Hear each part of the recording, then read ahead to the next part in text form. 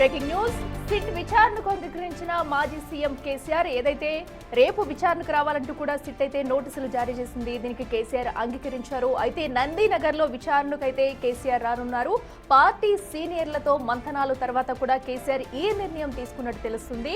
So మొదటగా కూడా ముందు నోటీసులు ఇచ్చినప్పుడు కూడా తన ఫామ్ హౌస్ కే వచ్చి విచారణ చేయాలంటూ కూడా కేసీఆర్ ఆదేశించారు. అయితే మరొకసారి నోటీసులు అందించడంతో కూడా ఏదైతే నందినగర్ లో ఉన్న నివాసానికే సిట్ వచ్చి విచారణ చేయడం కుదురుతుంది, నంది ఫామ్ హౌస్ కి రావడం కుదరదని చెప్పడంతో కూడా దానికి అంగీకరించారు కేసీఆర్. అయితే రేపు మధ్యాహ్నం 3 గంటలకు సిట్ అయితే పలు ఆధారాలు ముందు పెట్టి కేసీఆర్ ను విచారించనున్నారు.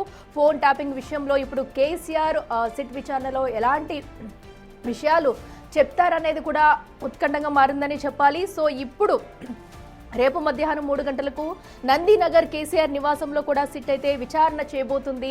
పలు పార్టీ నేతలతో కూడా మంతనాలు జరిపిన తర్వాత అయితే కేసీఆర్ ఈ నిర్ణయం తీసుకున్నారు. రేపు మధ్యాహ్నం 3 గంటలకు నందినగర్లోని కేసీఆర్ నివాసంలో సిట్ అయితే విచారించబోతుంది.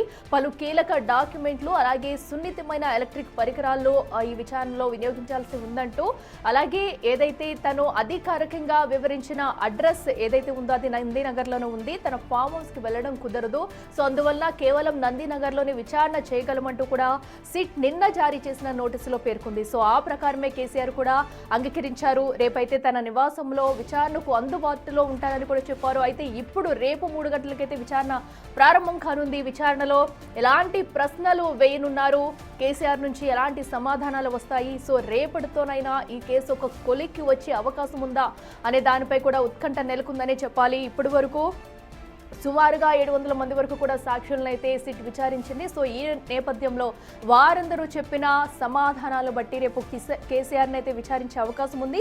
మరి కేసీఆర్ విచారణ అనంతరం ఈ ఫోన్ ట్యాపింగ్ కేసు ఎలాంటి మలుపు తిరగబోతుంది, ఎలాంటి విషయాలు వెలువడబోతున్నాయి అనేది కూడా ఉత్కంఠంగా మారిందనే చెప్పాలి. సో రేపు కేసీఆర్ విచారణలో ఎలాంటి విషయాలు చెప్తారనే ఉత్కంఠ అయితే ఇంకా మొదలైందని చెప్పాలి. సో అయితే మరో పక్కన కేసీఆర్ కు నోటీసులు ఇవ్వడంపై బీఆర్ఎస్ శ్రేణులు అయితే ఆగ్రహం వ్యక్తం చేస్తున్నారు. సో వాంటెడ్ గానే ఇలాంటి రాజకీయాలు చేస్తున్నారంటూ కూడా ప్రభుత్వంపై నిప్పులు చెరుకుతున్నారు. ఏదైతే కేసీఆర్ కు నోటీసులు ఇచ్చినప్పటి నుంచి కూడా ఇప్పటి వరకు కూడా అటు పొలిటికల్ సర్కిల్స్ లో చర్చ జరుగుతూనే ఉంది. సో ఏదైతే ఇప్పుడు న్యాయబద్ధంగానే తను విచారణకు హాజరవుతానంటూ కేసీఆర్ ముందు నుంచి చెప్పుకొచ్చారు. సో అదేవిధంగా ఇప్పుడు నోటీసుల్లో పేర్కొన్న ప్రకారం తను విచారణకు రెడీగా ఉన్నాను, రేపు విచారణకు హాజరవుతాను నందినగర్లో అంటూ కూడా కేసీఆర్ చెప్పుకొచ్చారు. ఇంకా తదుపరి స్టెప్ సిట్ రేపు వెళ్లి విచారించడమే. మరి విచారణలో ఎలాంటి ప్రశ్నలు సంధించబోతుంది, కేసీఆర్ నుంచి ఎలాంటి సమాధానాలు రాబోతున్నాయి, మరి ఫైనల్ ఛార్జ్ షీటు ఇప్పుడైనా దాఖలు చేసేందుకు వెసులుబాటు ఉంటుందా, ఇంకా ఎవరినైనా విచారణ చేయాల్సిన అవసరం వస్తుందా అనేది కూడా రేపు తేలనుంది. ఇక మరింత సమాచారం మా ప్రతినిధి దుర్గారెడ్డి అందిస్తారు. దుర్గారెడ్డి చెప్పండి, ఏదైతే సిట్ నోటీసులో పేర్కొన్న విధంగా కూడా ఇప్పటికే కేసీఆర్ అయితే అంగీకరించారు, రేపు తన నివాసంలోనే విచారణకు అందుబాటులో ఉంటానన్నట్టుగా కూడా తెలుస్తుంది. అప్డేట్స్ ఏంటి?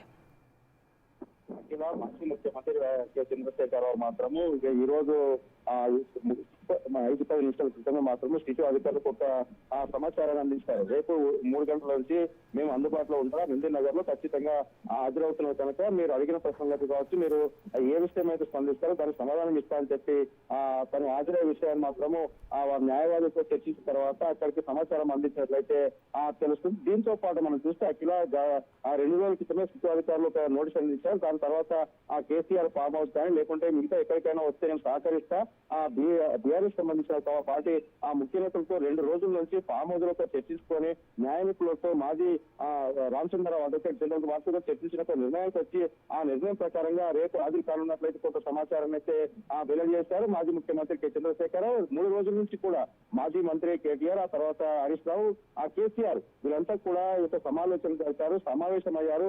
జగదీశ్వర్ రెడ్డి తోటి కూడా నిన్న చాలాసేపు కూడా చర్చించారు.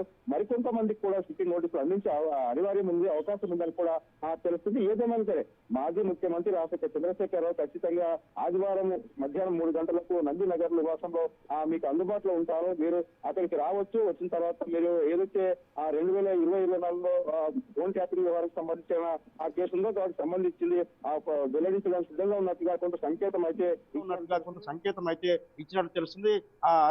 దాంతో పాటు చూసినట్లయితే గతంలో కేసీఆర్, కేటీఆర్, హరీష్ రావు కూడా ఇద్దరు హాజరై వచ్చారు ఫోన్ ట్యాపింగ్ వ్యవహారంలో.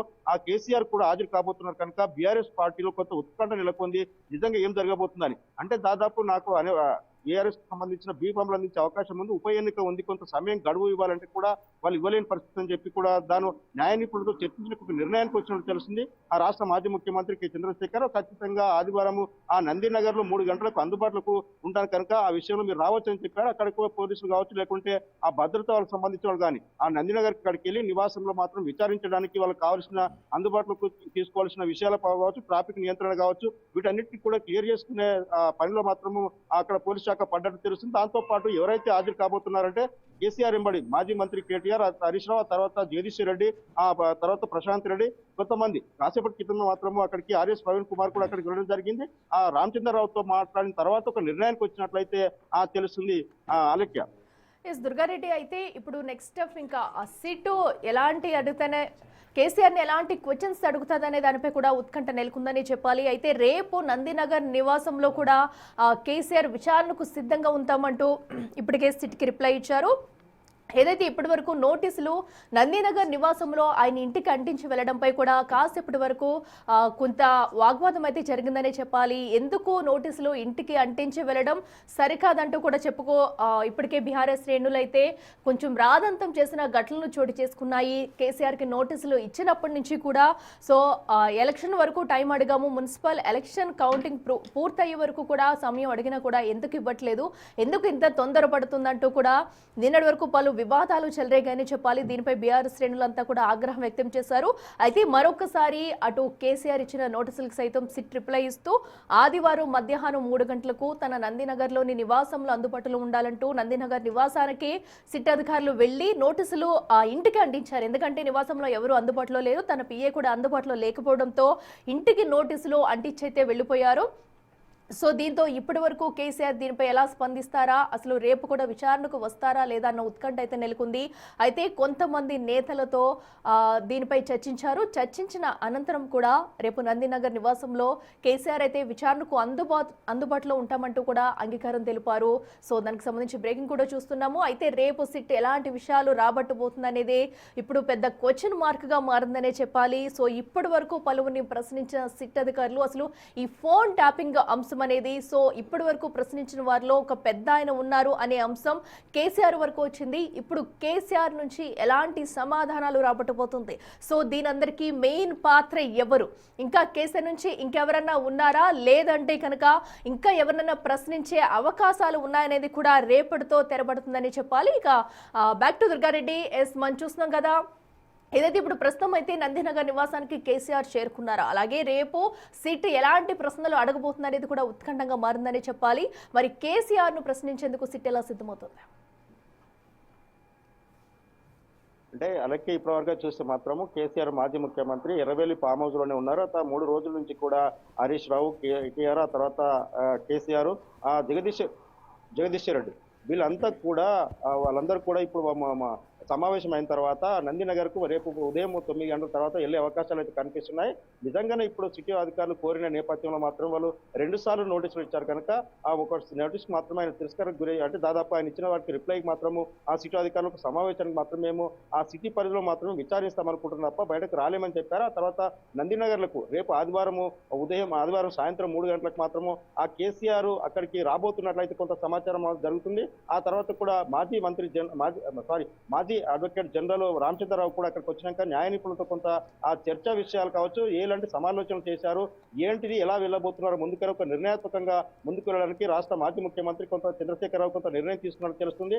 ఖచ్చితంగా రేపు మాత్రము సిటీ అధికారుల ముందు ఆ సాయంత్రం 3 గంటలకు హాజరవుతారని అంటున్నారు. ఇప్పటివరకు అయితే వాళ్ళు మాత్రం కోర్టుకు వెళ్ళి ఒక అడ్వకేట్ సంప్రదించి ఆ తర్వాత కూడా కోర్టు ఆర్డర్ తెచ్చుకునే అవకాశం అయితే ఉంది. అంటే పూర్తిగా సహకరిస్తారా లేకుంటే వస్తారా రారనేది కూడా సందిగ్ధం నెలకొంది. ఇటు బీఆర్ఎస్ పార్టీ వర్గాల్లో కావచ్చు, లేకుంటే పార్టీలో చేరికలు ఉన్నాయి, ఆ తర్వాత మున్సిపల్ ఎన్నికల్లో బీఫామ్ అందించే అవకాశం ఉంది కనుక కొంత గడువు కావాలని చెప్పి మాజీ ముఖ్యమంత్రి కె చంద్రశేఖరరావు కోరినా కానీ సిటీ అధికారులు అలాంటి విషయం కాకుండా ఒక రోజు గడువిస్తామని చెప్పి తెల్లారి కూడా మరో నోటీసులు అందించడం జరిగింది.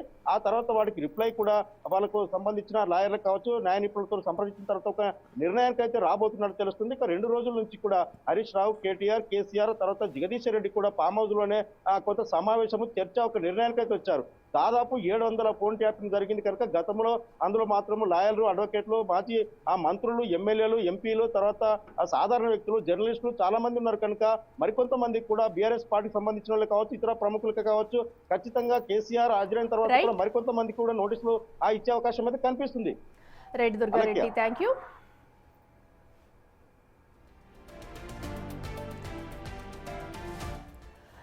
ఇక కేసీఆర్ రేపు విచారణకైతే అంగీకరించడంపై కూడా అటు బీఆర్ఎస్ నేతలు స్పందించారు. వారు ఏమంటున్నారు చూద్దాం. చెప్పేటువంటి మాట కేసీఆర్ ఏ తెలంగాణ మూలాలు ఉన్నటువంటి ఈ ప్రపంచంలో ఎక్కడ బతుకుతున్నటువంటి మనిషిని అడిగినా తెలంగాణ సాధించినటువంటి సాధకుడు ఎవరు అని అంటే కేసీఆర్ అనేది ఆస్ట్రేలియాలో ఉన్న తెలుగు ఆయన చెప్తాడు, ఫిజీలో ఉన్న తెలుగు ఆయన చెప్తాడు.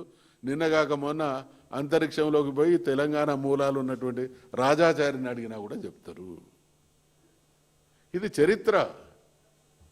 ఒక జాతి కోసం తన జీవితాన్ని అంకితం చేసి తన ప్రాణాన్ని త్యాగం చేయడానికి సిద్ధపడ్డటువంటి మహానుభావుని పట్ల, నాయకుడి పట్ల, అదేవిధంగా పరిపాలన అంటే విజ్ఞత, పరిపాలన అంటే దార్శనికత, పరిపాలన అంటే ఇచ్చినటువంటి హామీలు నిలబెట్టడం, పరిపాలన అంటే ప్రజలు ఆశించిన దానికంటే గొప్ప అవకాశాలు వాళ్ళు కల్పించడం అనేటువంటి దాన్ని ప్రూవ్ చేసినటువంటి నాయకుడు కేసీఆర్. ఆయనను ఆదర్శంగా తీసుకోవాలి, ఆ మెలకువలను నేర్చుకోవాలి. తెలంగాణ దేశానికి ప్రామాణికంగా తయారైంది, ఆ పరంపరను కొనసాగించాలనేటువంటి ఆలోచన ఉండాలి తప్ప ఏదో మసిబూసి మారేడుగాయ చేసి ఎదుటి వాళ్ళ మన చిన్నప్పుడు ఎవరైనా ఒక గీత గీసి దీన్ని చిన్నగా చేయమంటే దాని మీద పై పెద్ద గీత గీసేది. వీళ్ళ మూర్ఖత్వాలు గట్లున్నాయి. పని విధానంతో మెప్పించాలి. పాలకుడుగా ఇప్పుడు తెలంగాణ సమాజం ఎప్పుడు హర్షిస్తుంది? కేసీఆర్ గారు అనేక హామీలు ఇచ్చిండు, అనేక స్కీములు అమలు చేసిండు. హామీలు ఇవ్వనటువంటి స్కీములను కూడా అమలు చేసినటువంటి చరిత్ర ఆయనది. మీరు ఇచ్చినటువంటి హామీలను అమలు చేయండి, ఇంకా ఇయ్యనటువంటి హామీలను కూడా అమలు చేస్తే కేసీఆర్ గారి కంటే గొప్ప పాలకుడు అనేటువంటి గౌరవం ప్రజల దృష్టిలో మీకు కలుగుతుంది. అది వాస్తవం అవుతుంది కూడా. కానీ కేసీఆర్ గారి ఆనవాళ్ళను చెరిపేయడం, ఇచ్చినటువంటి హామీలను అమలు చేయకపోవడం, హామీలు అమలు చేయండి అని నిలదీస్తే దుర్భాషలాడడం. రేవంత్ రెడ్డి గారు, ఇది ప్రజాస్వామ్యం. ఖచ్చితంగా చరిత్రలో నియంతలకు లేదా మాకు ఎదురు లేదని విర్రవీగినటువంటి వాళ్ళు కూడా కాలగర్భంలో కలిసినటువంటి చరిత్ర ప్రజాస్వామ్యంలో ప్రజల తీర్పు ద్వారా అనేకం చూసినాం.